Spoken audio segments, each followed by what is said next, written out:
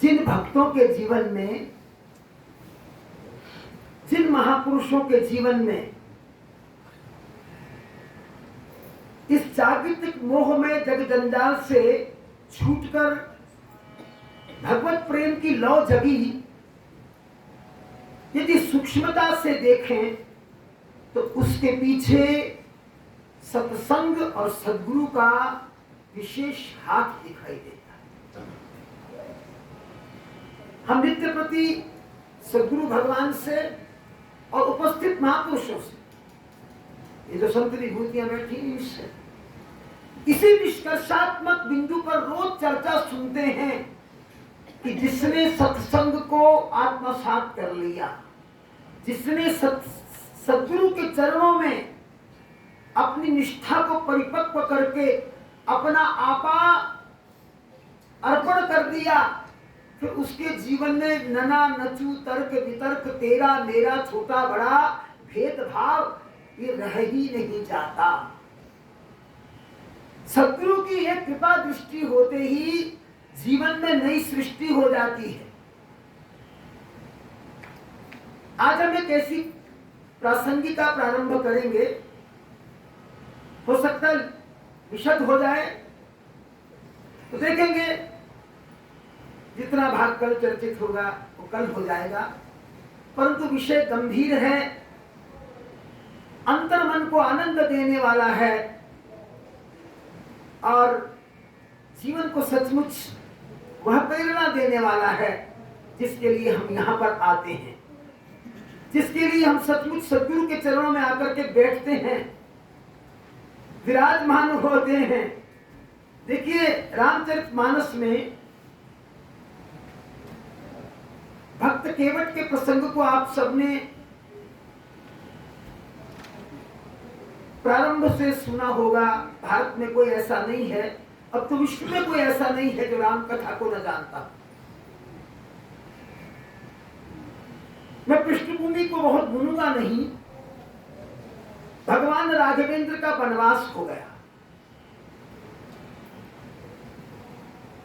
जनक नंदिनी सीता और अपने अनुज लक्ष्मण के साथ भगवान राम वन के लिए प्रयाण कर गए। एक रात्रि का विश्राम तमसा नदी के तट पर हुआ। अयोध्या वासियों को छोड़कर के भगवान रात के अंधकार में निकल गए। दूसरे दिन का जो वास था, विश्राम था, वो गुह्यराज निषाद की नगरी में श्रृंगवेरपुर में हुआ। भीलों की नगरी थी, कोल की रात रहते थे। निषाद राज ने भरपूर स्वागत किया। सर्वप्रथम तो भगवान को आग्रह किया गया कि कुटियां पवित्र कर दें, पर मर्यादा पुरुषोत्तम भगवान राम ने कहा, भीलराज तुम तो जानते हो कि मैं पिता की आज्ञा से 14 वर्ष वन में व्यतीत करने के लिए आया। वन में काल व्यतीत करने का अर्थ आरण्य का जीवन जीना। मुझे यति मर्यादा में ये जीवन व्यतीत करना है, इसलिए मैं गृहस्थों की कुटियाओं में नहीं जा सकता। निषाद राज ने अशोक के वृक्ष के नीचे कुशा की सांथरियां बिछाकर उनके बैठने का प्रबंध किया, विश्राम का प्रबंध किया, कंदमूल फल भेंट किए और रात्रि में लक्ष्मण जी को साथ लेकर निषाद राज जी पहरा दे रहे हैं। चारों ओर भीलों की टुकड़ियां लगा दी गई हैं। अनंत कोटि ब्रह्मांड नायक, एक एक जीव की रक्षा करने वाले भगवान की रक्षा आज कोल की रात भील कर रहे हैं, धनुष और बाण लेकर। भगवान कुशा की सांथरियों पर सोए हुए हैं। जनक नंदिनी सीता जी विश्राम कर रही हैं। उनकी इस भंगिमा को देखकर निषाद राज के मन में संवेदना का उदित होना स्वाभाविक था।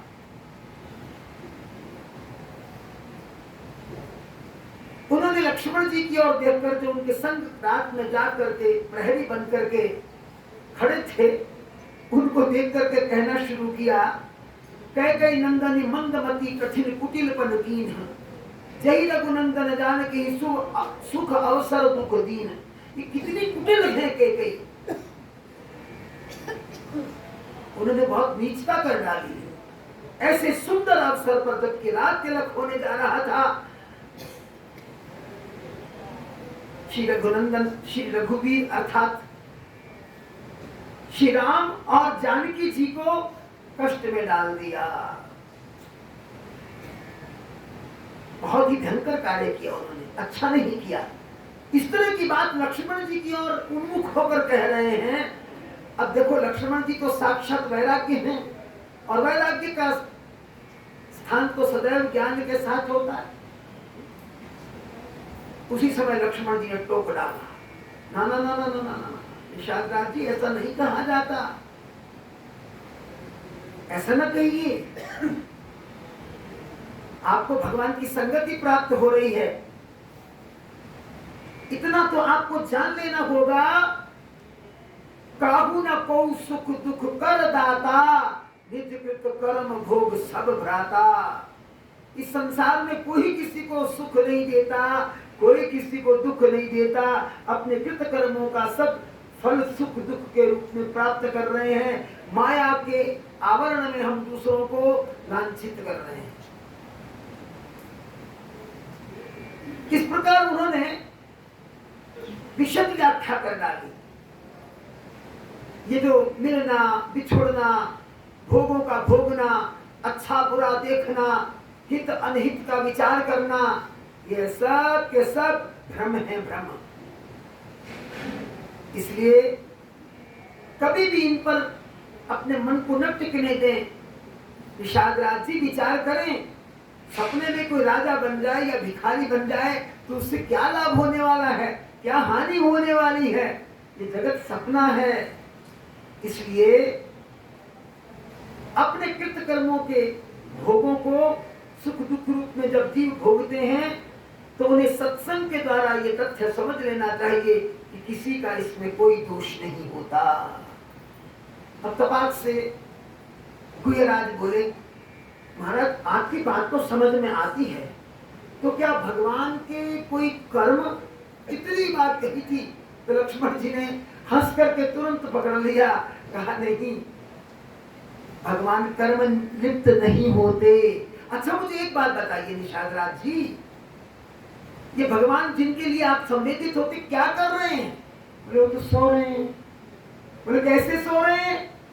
तो निषादराज जी के मुख से निकला, आनंद से सो रहे हैं। तो बोले आप क्या कर रहे हैं? अब गुहराज लज्जित होकर कहने लगे, महाराज हम तो रो रहे हैं। बोले तो आपके कर्म का फल हुआ ना। अरे भगवान को कर्म फल लिप्त नहीं करते।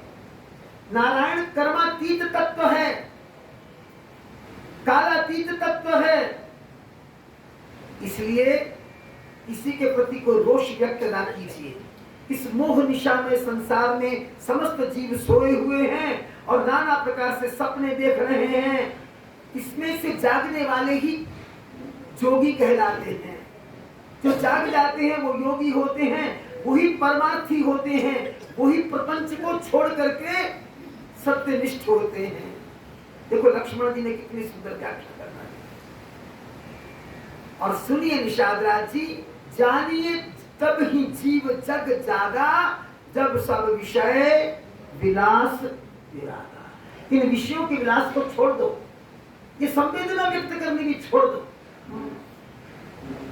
नारायण की इच्छा में जो हो रहा है उस खेल को देखो और आनंद लो। तो मैं आपसे एक निवेदन करने जा रहा हूं निषादराज जी, परम परमार्थ की बात तो यह सखा मित्र कहा, सखा परम परमार्थ एहू, मन वच कर्म राम पद नेहू।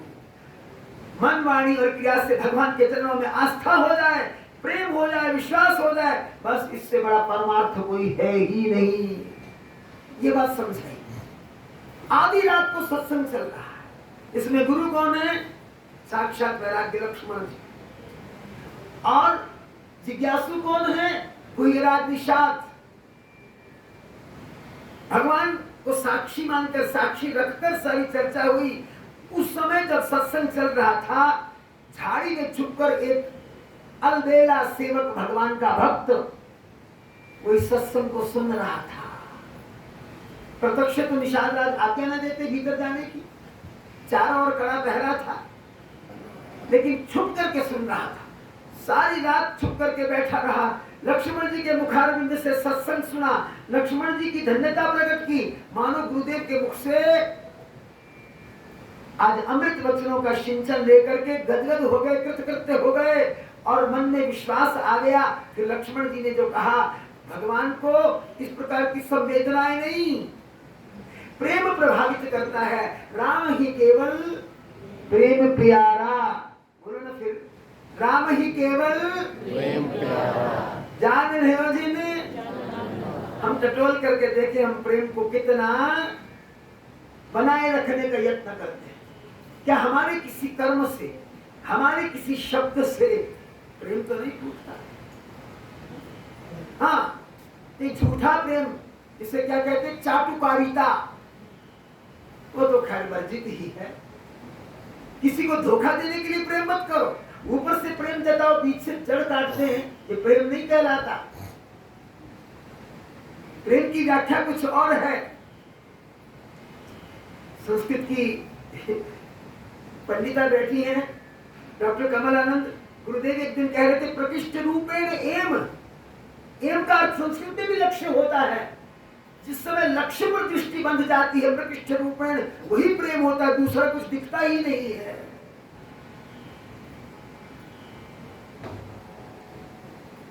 तो ये सत्संग जब केवट ने सुना, चौपाई रटता चला गया, राम ही केवल प्रेम प्यारा, राम ही केवल प्रेम प्यारा, जानने हो जिन जानने हारा। और रटते रटते अपने घर पहुंचा। कुटिया में पति ने कहा, क्या दर्शन मिला भगवान का? बोले, दर्शन के आज तो आनंद आ गया, इतना सुंदर सत्संग सुना, बस विश्वास हो गया, अब कुछ नहीं चाहिए, केवल भगवान के चरण चाहिए और कुछ नहीं चाहिए। अब थोड़ी सी पृष्ठभूमि में चलते हैं। ऐसी कथा आती है कि ये केवट पूर्व जन्म में क्षीर सागर का कछुआ था। क्षीर सागर में विचरण करते करते एक दिन अंतर में इच्छा उत्पन्न हुई कि भगवान के चरणों के पास जाकर उनके चरणों को स्पर्श कर लूं और पास का चरणोदक पी लूं, चरणामृत पी लूं। कछुआ तैरता तैरता गया। अब भगवान तो आप जानते, क्षीर सागर में शेष की शैया में सोए हुए हैं, शेष नाग की शैया में। वैसे तो इसका दार्शनिक अर्थ है, परंतु आज इतना समय नहीं है। तो शेष की शैया में भगवान सोए हुए हैं और शेषनाग संकर्षण जो आज ज्ञान दे रहे हैं, लक्ष्मण जी संकर्षण अवतार है वे। उन्होंने देखा कि कछुआ आ रहा है, उन्होंने एक फुंकार भरी, दसने की आवश्यकता ही नहीं थी, एक फूंक लगने से कछुआ डोल गया। और जो मन में इच्छा थी वो लेकर के उसका शरीर छूट गया। मन में इच्छा थी अंत समय में भगवान का चरणोदक पी लूं। महाराज जी कितनी बार हमको सुना चुके हैं, अंतमता, अंतिम इच्छा लेकर के शरीर छूटा था। वही कछुआ आज गंगा के तट पर मछुआरा बनकर, केवट बनकर अपना जीवन यापन करता है। आज उन्हीं भक्ति के संस्कारों के कारण झाड़ी में छुपकर रात को सत्संग सुन रहा। तो पत्नी ने कहा ना, यदि सचमुच राम प्रेम करने वालों से प्रेम करते हैं तो फिर आपका भी प्रेम कम नहीं है, कुछ कीजिए ना, हमें श्री राम का चरणोदक प्राप्त हो जाए। निषाद ने कहा, भरोसा तो मेरा भी है देवी, पर मुझे ऐसा लगता है कि गुहराज मुझे स्वीकृति नहीं देंगे। पत्नी ने बार बार प्रेरणा दी, घर से चल पड़े और रास्ते में उन्हें एक बात याद आ गई, उसको लेकर के बड़े उत्साहित हुए और जाकर के ब्रह्म मुहूर्त लगने से पहले निषाद राज की कुटिया के द्वार पर बैठ गए। उधर निषाद राज समस्त प्रबंध भीलों की दूसरी सेना की टुकड़ी को देकर के आए, ताकि ब्रह्म मुहूर्त में स्नान आदि से निवृत्त होकर भगवान के लिए कंदमूल फल की व्यवस्था कर सके। जब देखा कि द्वार पर बैठा है केवट, अरे केवट तुम यहाँ आत्मनगरी में भगवान आए हैं, तुम यहाँ क्या कर रहे हो? बोले इसीलिए तो आया हूँ। बोले इसीलिए आए हो तो समझ में नहीं आ रहा, अपनी बात शीघ्रता से निपटाओ, समय बहुत कम है। बोले महाराज मैं भी शीघ्रता में हूँ। बोले क्या कहना चाहते हो? महाराज एक समय की बात आप याद कीजिए, आप वन में शिकार करने गए थे, आपको प्यास लगी थी, मैंने डुबकी से पानी पिला दिया आपको, आपने कहा था कुछ मांगो, मैंने कहा था अभी कुछ नहीं चाहिए, समय पर मांगूंगा, आज मेरा मांगने का समय आ गया। बोले एक नहीं दो मांगो, जल्दी से मांगो। बोले महाराज हृदय पर हाथ रख लीजिए। बोले पहेलियां मत बुझाओ केवट, जो मांगना शीघ्रता से मांगो। बोले महाराज टटोल रहा हूं, फिर मुकर जाएंगे आप। बोले ऐसा हो ही नहीं सकता, रघुकुल रीत सदा चली आई, प्राण जाए। आजकल तो कहते कौन सा लिख के दे दिया।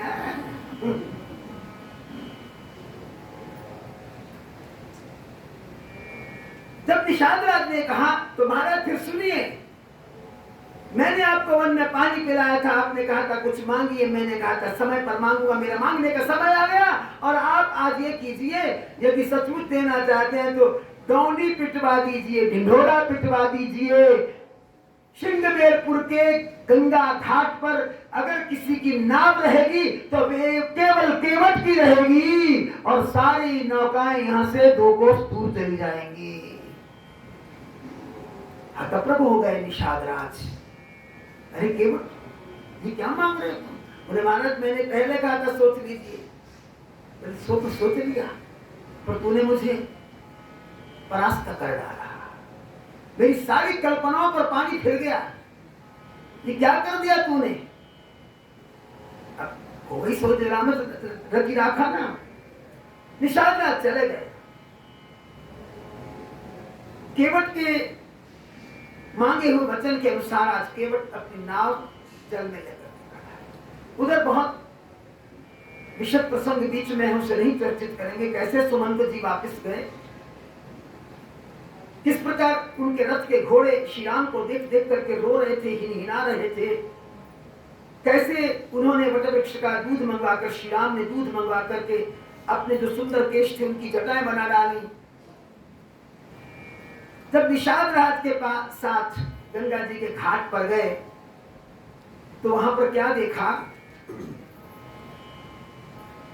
लक्ष्मण और सीता जी श्री राम के साथ हैं। उस समय केवट अपनी नौका को गंगा जी के बीचों बीच खड़ा करके उस पर बड़े ही अभिमान की भंगिमा में बैठा है, क्योंकि उसे विश्वास है और तो कोई नौका है ही नहीं, नौका तो अब मेरी ही है, मेरी ही नौका में भगवान को जाना पड़ेगा। उधर गंगा जी ने भगवान को आता देख करके प्रसन्नता व्यक्त की। कहते हैं उन्होंने नख पहचान लिए, पद नख निरखी देव सरी हर्षी, सुनि प्रभु बचन मोहमती करषी। इस चौपाई को थोड़ी सी व्याख्या के बाद हम चर्चित करते हैं।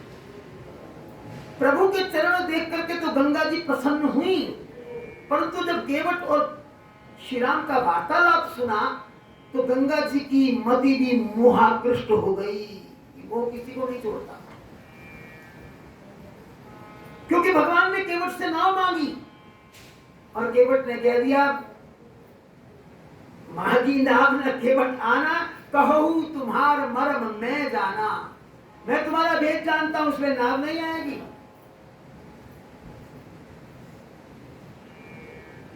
मैं तुम्हारा भेद जानता हूं, क्योंकि तुम्हारे पैरों से जो छू जाता है उसका कायाकल्प हो जाता है। तुमने पत्थर को नारी बना डाला। अरे मेरी तो नाव लकड़ी की और भी कोमल है, नाव ना रही तो जीविकोपार्जन कैसे करूंगा? फिर मुझे किसी नारी की भी आवश्यकता नहीं है। इसलिए महाराज मैं आपका भेद जानता हूं, और सच्ची बात तो यह है जो प्रभु पार अवश्य गा चहु, मोही पद पदम पखारन कहू। अगर आप पार जाना चाहते हैं, मुझे इसलिए बुला रहे हैं, मेरी नाव मांग रहे हैं, तो मुझे आज्ञा दें, मुझसे कहें कि मैं आपके चरण धो लूं। देखो भगवान को उसने मांगने वाला, याचना करने वाला बना डाला। उसके बाद गोस्वामी जी ने बहुत सुंदर छंद लिखा, पद कमल धोई चढ़ाई नावना, नाथ उतराई चहो, मोहि राम राउर आन दशरथ सपत सब साची कहो। बरु तीर मारो लखन पे, जब लगी न पाए पकारी हो, तब लगी न तुलसीदास नाथ के बाल पार उतारी हो। महाराज, मैं चरण धोकर के आपको नाव में बिठा सकता हूं, मुझे कोई उतराई नहीं चाहिए, कोई किराया नहीं चाहिए। महाराज, मैं आपके पिताजी दशरथ की सौगंध खाके कहता हूं, जो कुछ बोल रहा हूं सत्य बोल रहा हूं। अब लक्ष्मण जी ने सोचा कि व्यक्ति बड़ा उदंड है, भगवान ने नाव मांगी हुई, नाव नहीं दे रहा, उसके बाद अपने आप बोलता चला जा रहा है, बोलते बोलते हमारे पिता की सौगंध खा रहा है। कैसा व्यक्ति है? फिर श्री राम की ओर देखा, इस व्यक्ति को फटकारना चाहिए, परंतु भगवान श्री राम मुस्कुरा रहे थे। केवट ने समझ लिया कि लक्ष्मण जी क्या सोच रहे हैं।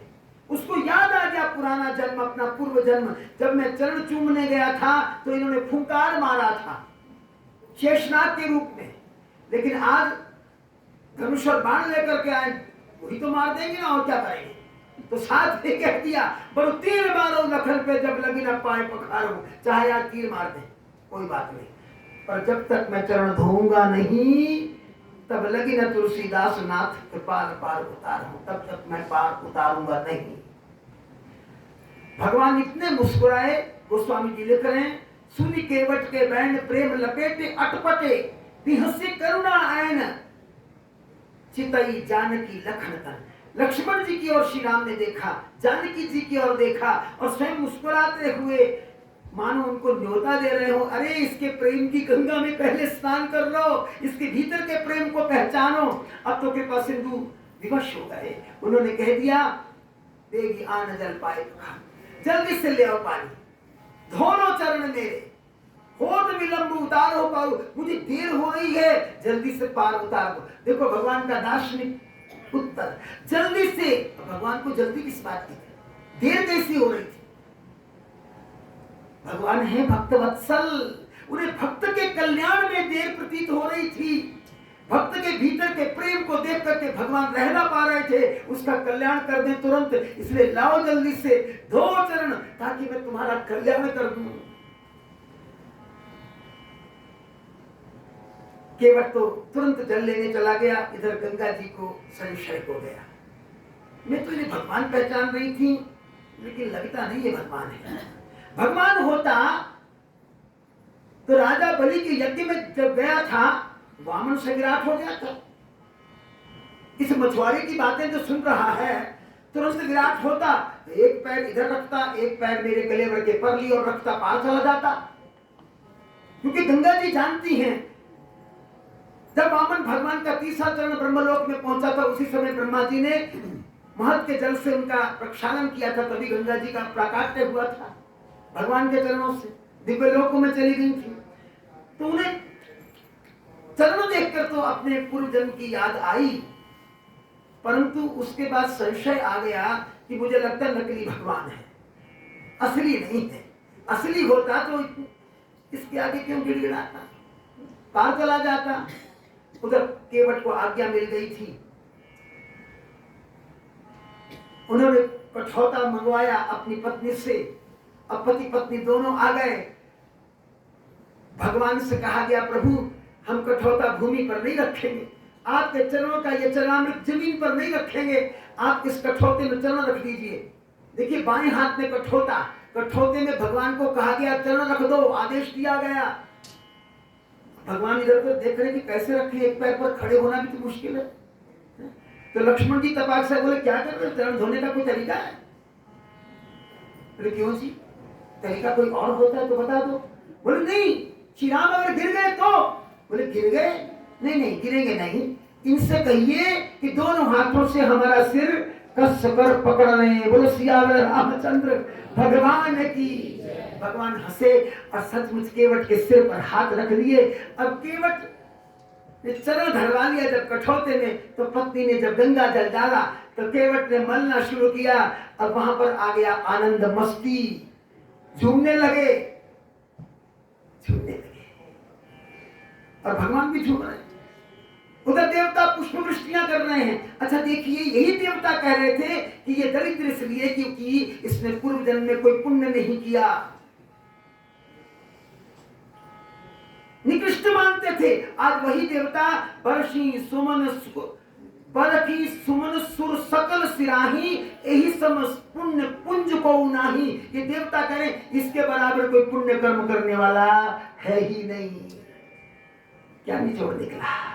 जिसके पास भगवान आ गया वो संसार का सबसे बड़ा सम्राट बन गया।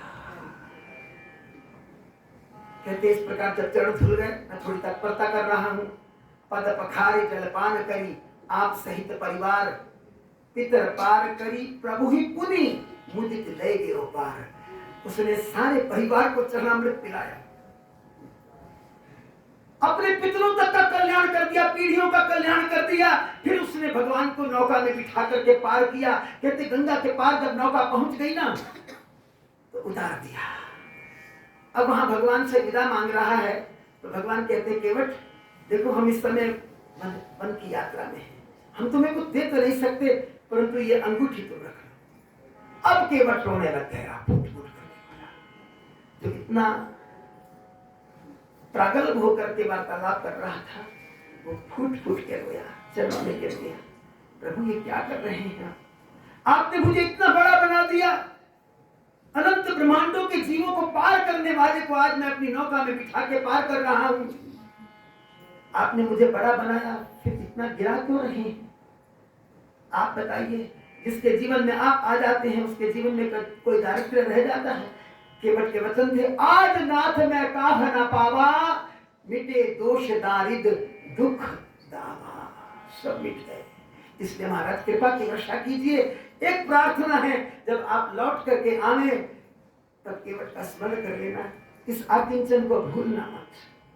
मैंने बहुत कुछ बीचने से छोड़ा और क्योंकि समय मुझे आज्ञा नहीं दे रहा था, 5 मिनट फिर भी याद ज्यादा हो गए, तो आइए एक भजन कह करके इति करता हूँ प्रसंग की।